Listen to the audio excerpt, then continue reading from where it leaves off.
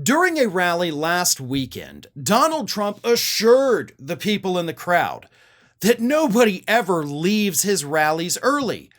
And the reason he has been doing this, and he's been doing it more than just last weekend, but it's because Kamala Harris, during that debate, which, is 3 weeks ago at this point, told people you should go to a Trump rally so you can watch all the people leave early. It got under Trump's skin, and to this day, he is still angry about it.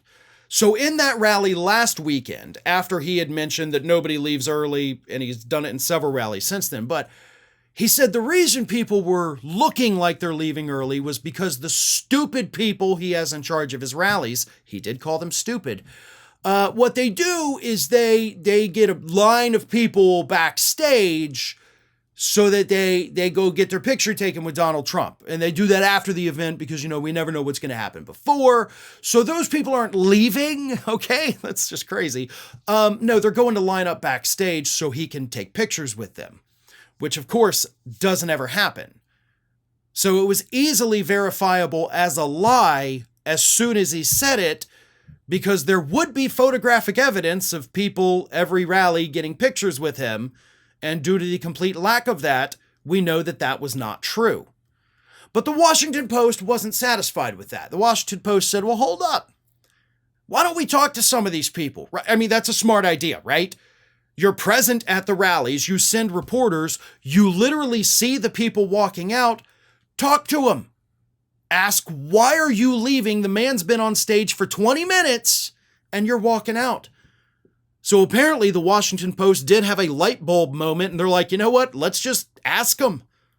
And they did. And here is what people said. This is at rallies, by the way, for months now. Before Harris even made that comment, the Washington Post has apparently just been banking up these responses from people as to why they're leaving his rallies early, and only just now decided to release it. But anyway, at the recent rally, it said scores of people were leaving early, but some said they wanted to beat traffic or they had to work the next day. All right, that makes sense, right? If you've ever been to any kind of like sporting event or concert or comedy show in a big arena, traffic sucks getting out of there. So yeah, like I get that. Look, we stayed for most of it. We're going to duck out 10 minutes early so we can beat the traffic and not be stuck here for another 2 hours. That makes sense. I got work the next day. Okay, but yeah, you knew you had work the next day when you decided to go to the rally. So that's just poor planning on your part. Like, I'm not giving you a pass for that. Others complained about the sound quality. And that's actually happened at multiple rallies, according to the people the Washington Post spoke to. Like Wisconsin, Pennsylvania, Arizona, people like, I can't hear this guy. The sound sucks. So that's a combination of the venue and Trump's AV people just doing a real crappy job. One man said he wanted to go home to his French bulldog.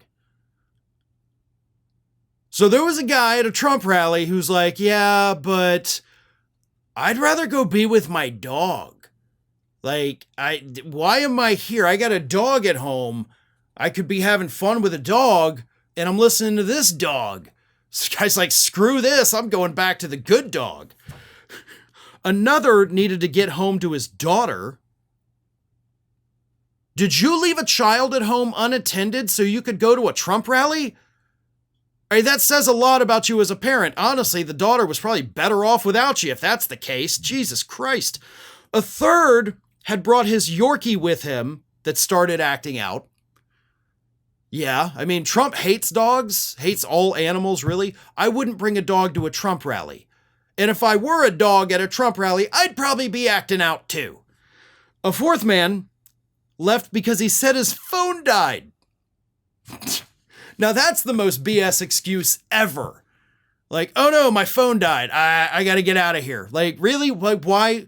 You're not on your phone unless you were on your phone playing games as the only way you could stay alert during the Trump rally. And then when it died, you're like, oh crap. I got nothing to distract me now.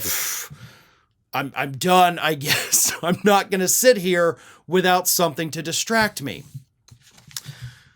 A representative for Trump's campaign when asked by the Washington Post, because again, Washington Post, like, look, we've talked to these people. They're not leaving to go get their picture taken with him, as he says. They're leaving because they would literally rather do anything else than be here.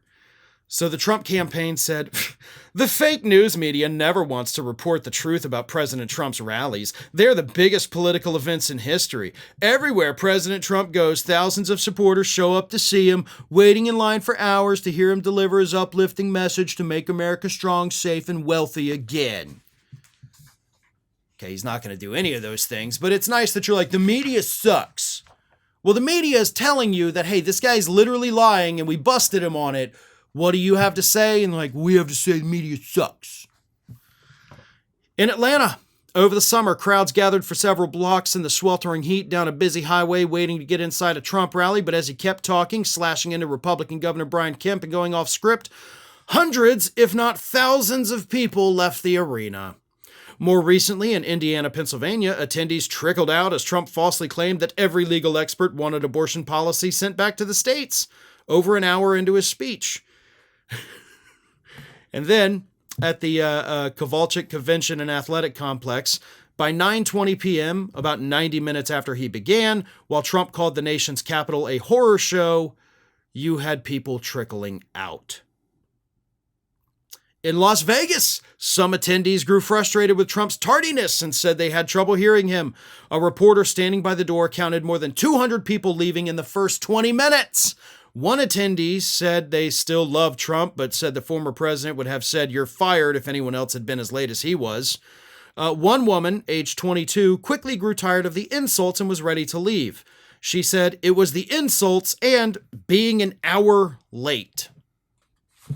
So they don't like what he has to say, but most importantly, a lot of them are like, listen, I'm in the sweltering heat, you know, whether it's Las Vegas, Atlanta, Arizona.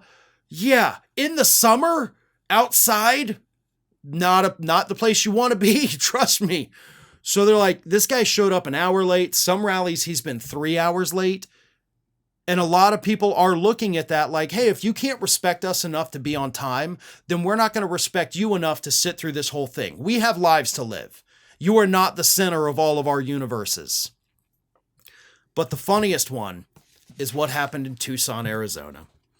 In Tucson, some attendees began filing out right after one of the first presenters. Republican Senate candidate Kari Lake was among the first to exit. She waved at supporters outside who had been unable to get into the event but had remained there in hopes of being let in late or catching a glimpse of Trump exiting. So it's not just the regular attendees. At a rally where Kari Lake herself spoke alongside Donald Trump, she was like, well, I'm going to get out your hair. I'm going to just go on. Like, even Kari Lake couldn't be bothered to sit through the whole Trump rally. And she's about one of the biggest Trump supporters there is. So to wrap it all up here, folks, people are not leaving his rally early to go backstage and get their pictures with him. They're leaving the rally early because they would literally rather be anywhere else than in that room with him. Hi, everyone. This here is Little Athena. And Athena would like to know why you haven't subscribed to Fair and Balanced yet. So please, don't let Athena down.